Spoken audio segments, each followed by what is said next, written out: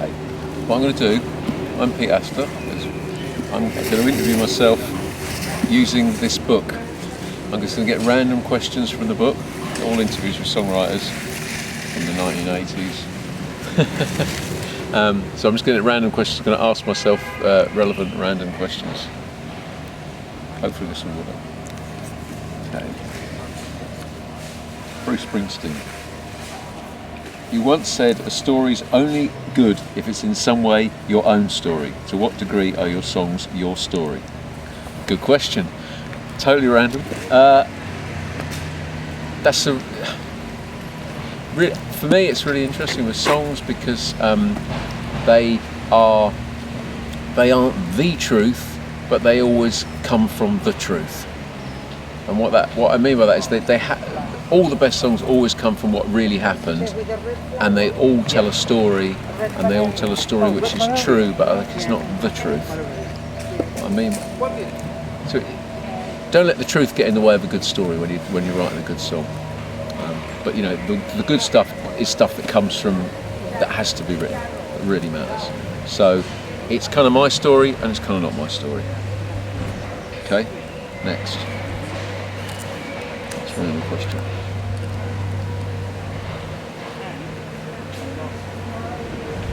Would you like to try writing in the voice of a created character, as Randy Newman and Tom Waits often do? No, I don't. I prefer not to do that. I prefer to write something that kind of comes from a version of me, which is like a persona, which is like my, the version of me that kind of comes out in the songs, which kind of, same as the truth thing. It is me and it's not me. Okay. You're famous, this is a question for Mr. Bob Dylan, you're famous for going into the studio and recording very quickly to catch the moment.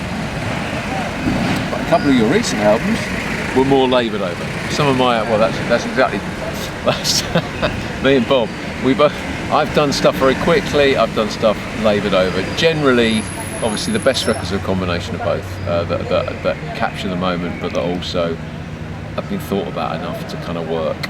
But generally trying to keep them as spontaneous as possible. And the record I'm doing at the moment, for Fortuna Pop, it is being done quickly, and it was done quickly while we were doing it. And I've got a single coming out in July, which I recorded with James Hoare. James is a friend who's in Proper Ornaments, he's in a band called Veronica Falls, and he's in a band called Ultimate Painting. And we recorded it in his front room, and that kind of embodied that idea of being spontaneous, but at the same time sort of getting it right. So we recorded the song Mr. Music, which is a single. We recorded it once, got about halfway through and thought, actually this is shit, let's dump it, and we did it again, and that was actually a really good version. So it's kind of both ways. Both versions were quite quick, but we chose. They were quite spontaneous, but at the same time we were also like, hold on, this is either working or it's not. So that's very much part of how the process kind of works, trying to capture the best moments. But the moments you do capture tend to be captured really quick. Certainly nobody spends more than twice doing a vocal or a guitar part, and that's true of the way I recorded the album as well. Okay, a couple more questions. Let's see. Do you ever worry that a song is too personal? Will you change details so you won't get nailed for it? Another question for Bruce Springsteen.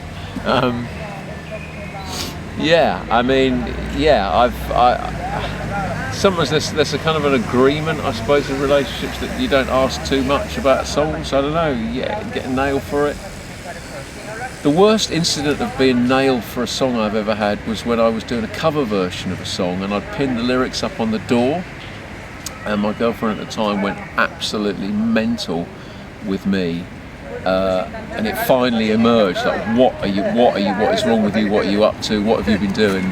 And I don't know what you're talking about. And she went, well, that song that's on the wall, that lyric that's on the wall. And I was like, I didn't write it. So that worked really well. I'll have to remember that as an excuse in the future, but that was actually true. It comes back to that thing. All songs are personal, but also they're not personal. So that's Yeah, that sounds like another excuse, but that's how it kind of works. Okay, one last question.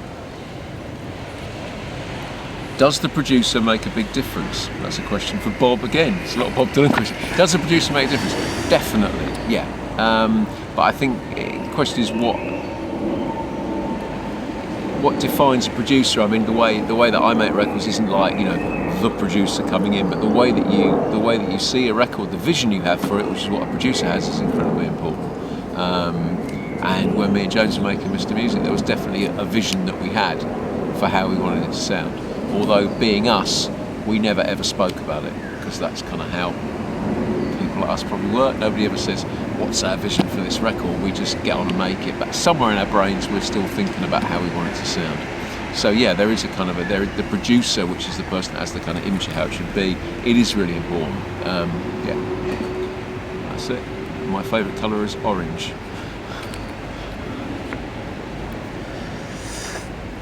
Thank you to Bill Flanagan for the questions. Candid interviews with rock's great songwriters.